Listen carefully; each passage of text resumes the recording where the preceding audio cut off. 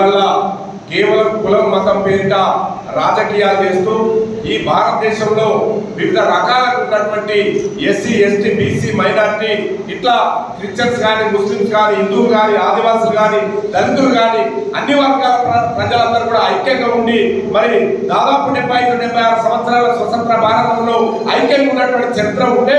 ఈ 10 సంవత్సరాల కాలంలో మరి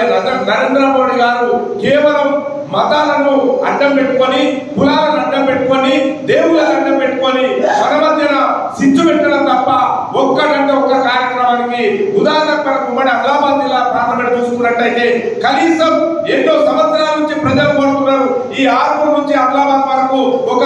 రైల్వే రూట్ కావాలని చెప్పి గతంలో అన్నగారు మంత్రిగా ఉన్నప్పుడు సర్వే చేసింది కానీ ఒక్క నయా పైసా కూడా ఈ రోజు వరకు నిధులు కేటాయించలేదు. మరి అట్లా చూసుకున్నట్లయితే ఆదిలాబాద్ సిమెంట్ ఫ్యాక్టరీ కానీ ఇక్కడ పక్కనే ఉన్నటువంటి బోధన్ షుగర్ ఫ్యాక్టరీ కానీ మెట్పల్లి షుగర్ ఫ్యాక్టరీ కానీ ఇట్లా ఏ కేంద్ర ప్రభుత్వం నుంచి ఒక్కటి ఇవ్వకపోగా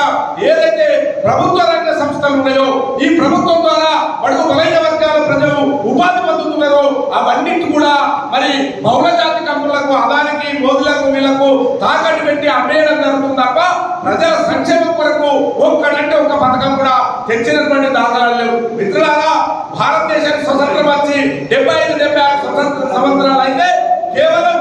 55-67 సంవత్సరాలలో ఇతర ప్రధానమంత్రులందరూ కూడా 55 లక్షల కోట్ల రూపాయలు అప్పు చేస్తే 10 సంవత్సరాల కాలంలో నరేంద్ర మోడీ గారు చేసిన అప్పులు ఏంటంటే 100 లక్షల కోట్ల అప్పులు చేసి వల్ల మన పైన మరి భారం పెట్టడం జరిగింది. కనుక మిత్రులారా, ప్రధానంగా ఏదైతే బడుగు బలైన వర్గాలు కానీ మైనార్టీలు కానీ రిజర్వేషన్ ఏదైతే ఉందో ఆ రిజర్వేషన్ ద్వారా